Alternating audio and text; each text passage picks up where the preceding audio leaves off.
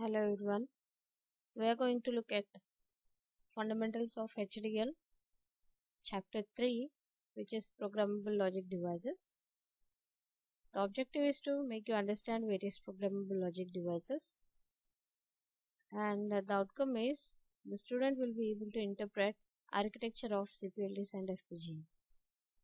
The contents which are present in this particular unit are complex programmable logic devices, that is the CPLD, and we are going to see the architecture of CPLD. Then FPGA, organization of FPGAs, FPGA programming technologies, they are SRAM and antifuse, programmable logic block architectures, programmable interconnects, and programmable IO blocks which are in FPGAs. Let's start from the introduction. Let's see what are programmable logic devices. These are devices that work on programming logic. So what is that programming logic? The logic, the way what we ask something to do, or we do the way to do something is what is called as programming logic. So this comes from the program code which is stored in the device, and that program code which is stored in the device, if you put on into a device, other device, then that is called as programming logic device. So this program code comprises instructions for the device. This program can be changed, edited, or replaced on the requirement. And PLDs are made using an integrated circuit with a code given to the system. So we write the code for PLDs using a hardware description language or hardware programming language. Let's look into the classification or categorization of programmable logic. Basically, it is classified into two, that is factory programmable devices and field programmable devices. In the factory programmable devices, you can see there are two classifications, that is ROM, which is read-only memory, and mask programmable gate array, that is MPGA. And in the field programmable devices, we have SPLD, CPLD, and FPGA. In the SPLD are the classification like PROM, PLA, PAL, and GAL. PROM is programmable read-only memory, programmable logic array, programmable array logic, and generic array logic. The simple programmable logic devices, and most of the contents of all these you might have studied in the second year in the digital electronics. And the CPLD, it is complex programmable logic devices, and FPGA is field programmable gate array. Now I'd like to ask a question, that is programmable logic better than fixed logic? Is it better? Obviously some of you may say yes, it is better. Why? Because fixed logic will do the fixed task which is already written, and that is fixed, so somebody cannot change or somebody cannot modify it. But when I say it is programmable logic, that means the user can modify, the user can program, edit as I said before, and make changes, and accordingly we can implement in that particular device. So we know that a programmable logic system is, but what a fixed logic system is. What a programmable logic system we know, and what a fixed logic system also you know it. So as the name goes, a fixed logic system has circuits whose configuration are permanent or present permanent. Their instruction perform only a fixed set of operations repeatedly. Only same and same and same thing will be operated. And once manufactured and programmed, the logic cannot be changed or altered. And this system is a fantastic asset for repeated tasks. When you want to do something repeatedly, then this fixed logic system which we are speaking of is fantastic. But one tiny mistake in the manufacturing process, like uploading the wrong code in the device, and the entire system is discarded. Suppose anywhere at the point of manufacturing, if any single mistake or simple small mistake also might have occurred, then what we are supposed to, we just need to throw it as in a dustbin, like what we waste it. So, and a new design has to be developed. So all this what is done will be now waste. So that's quite some risk that companies aren't willing to take unless it is necessary. Additionally, fixed logic doesn't allow the users to expand or build on their existing functionalities. So why not settle for something more flexible, easy to work, and more cost efficient? Why not settle for something more flexible, easy to work, and more cost efficient? So you can think of, and if possible can give me answers in the comments. So let me discuss. Thus programmable logic comes to the rescue. It is easy to program, affordable, and equipped with better features. Inexpensive software is used to develop, code, and test the required design. But this design is then programmed into a device and tested in a live electronic circuit. The corresponding performance then decides if the logic needs to be altered or if the prototype is fit to be determined as the final design itself. The fixed logic system thus offers limited usability, only limited use, whereas a programmable logic seems more feasible and beneficial. So what are the languages which are used to write this programmable logic? We need to program it, right? Program means we need to write that particular language or write that code. So what are the languages which are used to write the programmable logic? So we have a wide variety of options to code the programmable logic, like Palism, CUPL, and Able are often used for programming the low complexity devices, where we go for higher level hardware description languages like Verilog and VHDL are preferred for complex systems. For low complex systems, the other languages like Palism, it is being an early hardware description language. It translates Boolean logic functions and state transition tables into a fuse map, and this is used in PL devices mostly. And when it comes to Able, it is advanced Boolean expression language. It's another programming language for PLDs. It deals with sequential state machines, truth tables, and concurrent equations. It is also used for test vectors. When you come to CUPL, it is written in C language. The compiler for universal programmable language logic is one of the old languages used for PLDs again. Now moving on to Verilog and VHDL, as I said, it is for higher complex designs.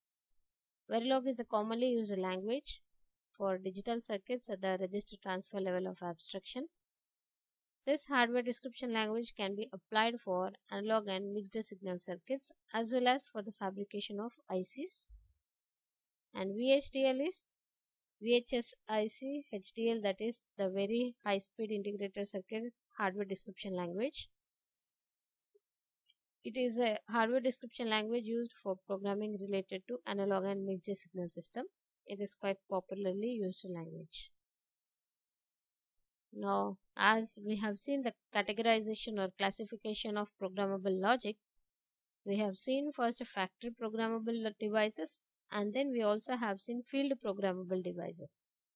So first let's see factory programmable devices. The factory programmable devices are a type of programmable logic device. When we fabricate a device, we make it according to some specifications, isn't it? Okay, we need to have some specifications, then accordingly we fabricate it.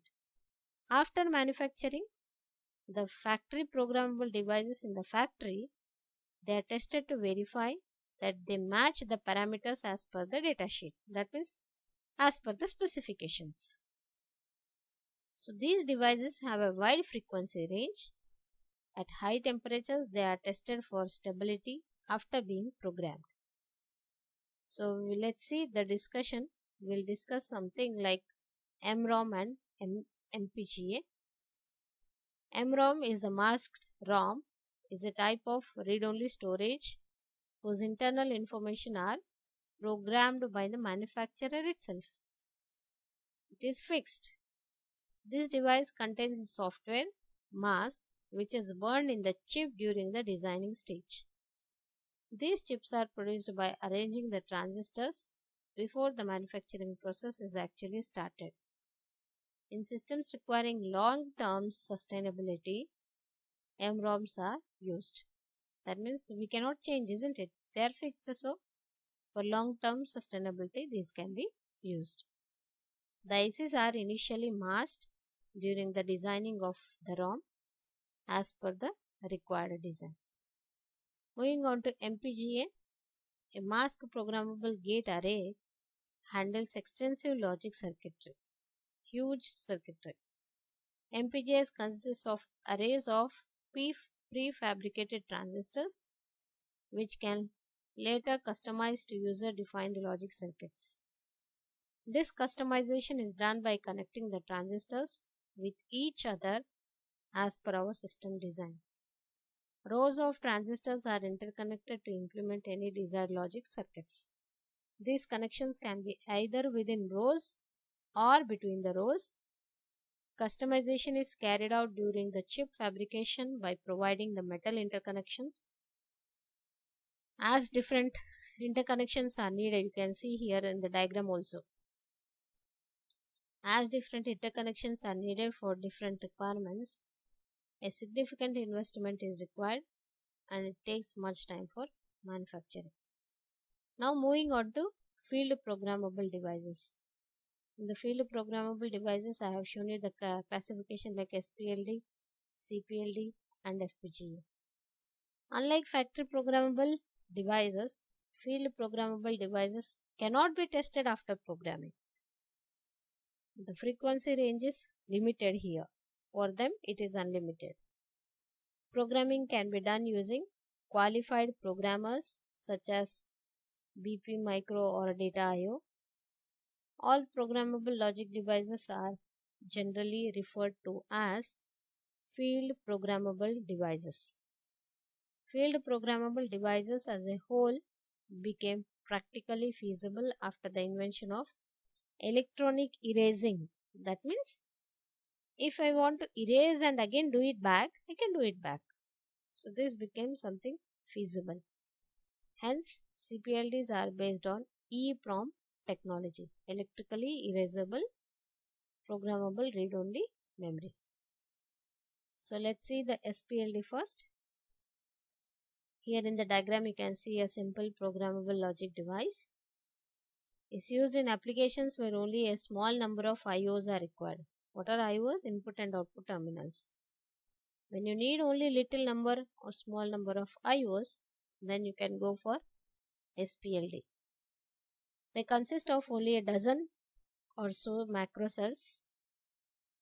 SPLDs are most straightforward, cheapest, smallest and least power consuming type of field programmable devices. PLDs such as PAL and PLEs are simple PLDs, or they fall under simple PLD. So this is one diagram which is representing a macro cell. So a macro cell consists of IOs. You can see the input block, input multiplexer to select some of the inputs, and output multiplexers to select the output marks, and we have a flip-flop, that is the D flip-flop, for giving you the clocking and unclocking output. So basically the macro cell consists of the multiplexer, the flip-flop, buffers and muxes. Next is the PROM. A programmable ROM is a memory device which permanently stores the binary information. It differs from a normal ROM because it can be programmed electrically once using a PROM programmer. This programmable logic device has fixed AND array and programmable OR arrays. The inputs of the AND array are not programmable since they are fixed. Thus, we generate 2n product terms using 2n AND gates, having n inputs each using n by 2n decoder. So, in short, in this first block, what you see here is all nothing but the decoder stage. So, n to 2n decoding will happen here. Unlike the AND array, the OR gates are programmable or the OR inputs are programmable. So, the output of the AND array are the inputs to this OR that you see in the diagram. Thus, the output of PROM will be as a sum of minterms. Since this is ORing all the product terms here, so the output of this will be nothing but SOP form or sum of minterms. What is PLA now? The next one in the field of programmable, that too specially which comes under simple PLD is, first one we have seen PROM and next we are going to see PLA. The programmable logic array is a PLD that has both sections of AND and OR array as programmable. That is, there is a programmable AND array and programmable OR array as well. Both will be programmable. AND array is also programmable. OR array is also programmable. You can see in the diagram. The inputs of the AND gates are programmable. Thus, we can generate required product terms using the AND array. The inputs of the OR gates are also programmable. Thus, the outputs of the pile will be the sum of product terms. So, since they are programmable, we can connect or we can program as many as we are in need of. There is no fixed term that we are supposed to take into or look into. Since both are programmable, we can program them and take as many as needed. The PLAs can be used in implementing combinational and sequential logic circuits. Next is PAL. See, when it comes to the PROM, AND array is programmable, OR array was fixed. Here also in the PAL, AND array, there we have, and you can see here, PROM fixed AND array we have, OR array is programmable. In PLA, both are programmable. In PAL, AND array is programmable, OR array is fixed, which is opposite to PROM. So, the programmable array logic, PL is programmable array logic, consists of programmable AND array followed by fixed OR array. The inputs of AND gates are programmable here. So, we can take as many number of product terms as needed. Whereas the OR array is fixed. So, the number of inputs to each of the OR gate is fixed type. So, the output of PL will be sum of product terms, and it is PLs are easier when compared to PLAs and are also considerably less expensive. Next is the GAL, generic array logic. It has the same architecture as that of PAL. The only difference that arises is that the programmable AND array of the GAL can be erased and programmed again. The output logic of the GAL device is also reprogrammable. The erasing and reprogramming can be done with the PAL programmer itself.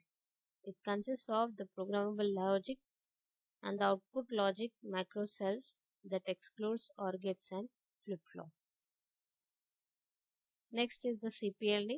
We have seen SPLD and the classification of SPLD. Next is the CPLD. CPLD is complex programmable logic device. So, if you require a larger number of macro cells for a given application, ranging anywhere between 32 to 1000 macro cells, then we need to go for a CPLD. They have a higher input to logic gate ratio. Thus, we use CPLD in applications involving larger IOs, but data processing is relatively low. These devices are denser than SPLDs, but have better functional abilities. CPLDs are based on EEPROM or EEPROM technology, and the CPLD arrangement of many SPLD like blocks on a single chip. You can see here PL block, PL block, PL block. Like many PL or simple PLD blocks are arranged on a simple chip. Single chip is what is called as the complex programmable logic device.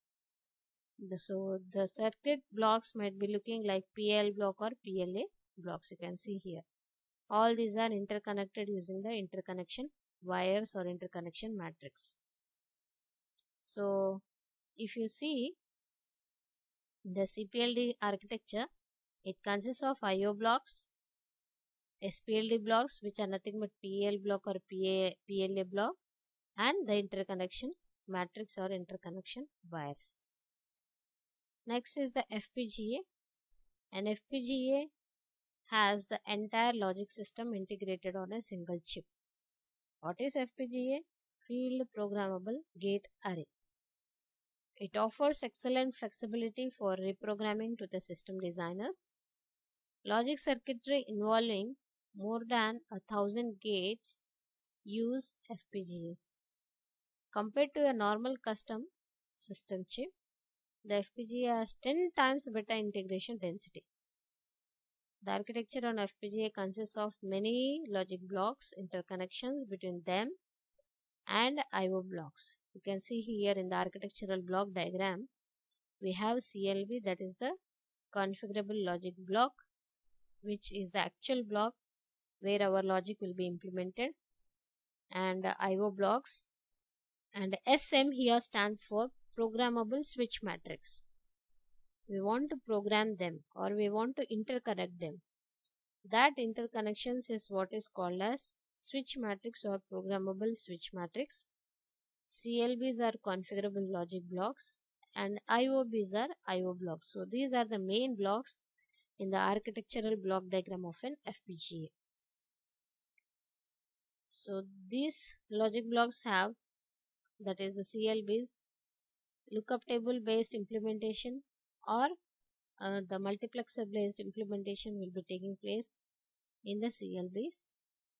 The IO blocks provide a simple interface between the internal user logic and the packaged pins.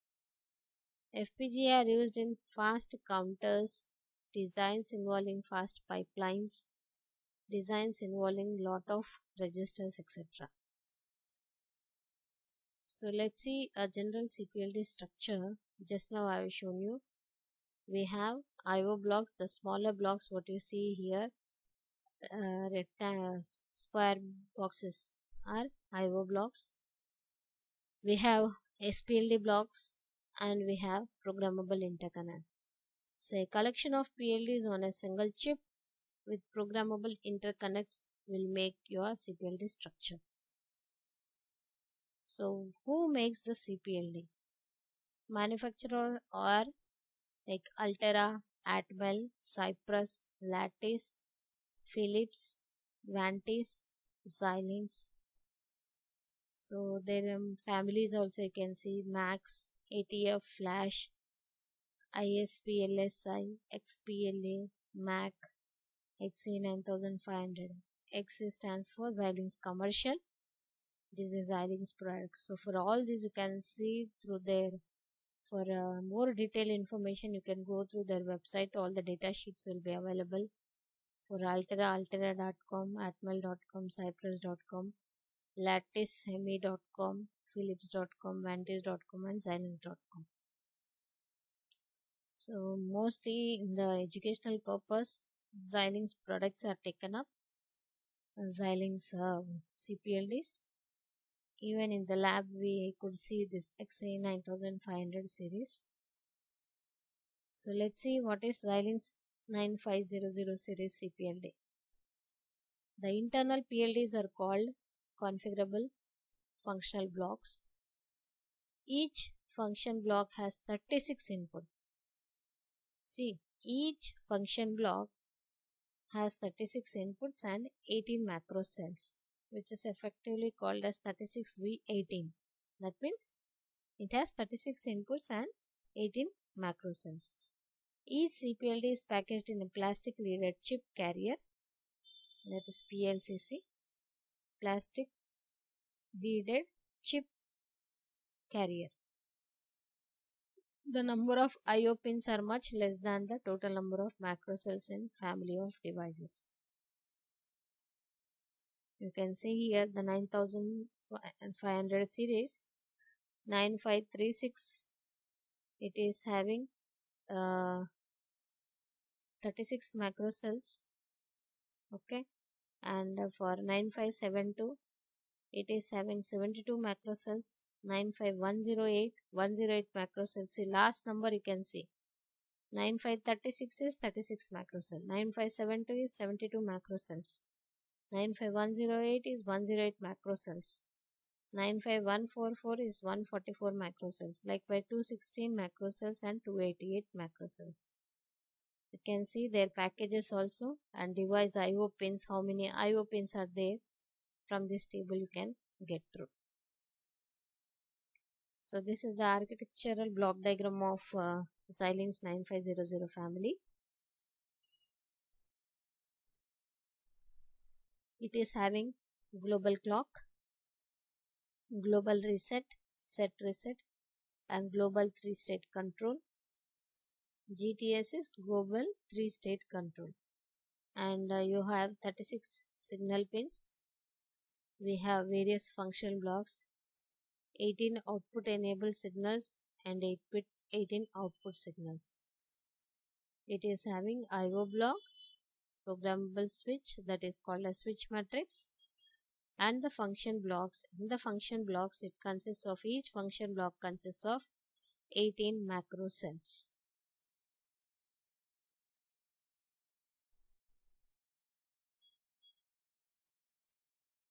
You can see here the architecture of Xilinx FB.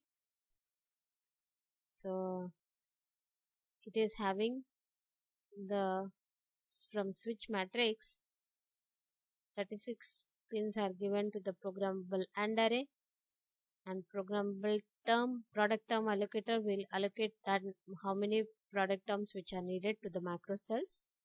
Out of the 18 macro cells, whichever are needed will be utilized and again will be connected to the switch matrix or to the I/O, that is the output. So most CPLDs have fewer AND terms per macro cell. XE9500 has 5, whereas 16V8, that is 8 macro cells, and 22V10 has 8 to 16 macro cells. But each macro cell can be unused, and you can use unused ANDs from its neighboring macro cell using the product term allocator. So this is one of the product term allocator where it can take, you can see here, from the lower macro cell that products can be taken and again given to this one, or some of these products can be given to the other macro cells also. So that's how we can connect these to the other product terms. So this is the function block of XE9500 family. You have the 36 IOs, then the AND gates, product term allocator will allocate and is connected to the global set reset, global clocks, and through the flip-flop, that is the D flip-flop, the outputs are taken, you can see. And at every stage we have the multiplexers to select the clock lines or to select the set reset lines and to get through the clocked output, that is the through the D flip-flop. If not clocked, then directly you can take the output. Okay. So it is having in-system programmable CPLD facility. In-system means internally on its own it is having the programming ability. So this is done within the XE9500 itself. So this is the I/O block where it has buffered pins. So global output enables, you can see here, and all these global output enables will be connected to slew rate control, input buffer, output driver, and push-pull resistor and user programmable ground. So this is how even the I/O block will be functioning. And fast connect switch matrix is to connect so many number in order to maximum utilization of the lines. We can connect some of the lines to again back to those input lines. So that is called as fast connect switch matrix. So here you can see the output again connected back. Sometimes like in some of the expressions we see the repeated term. So that repeated term can be connected back and can be utilized here.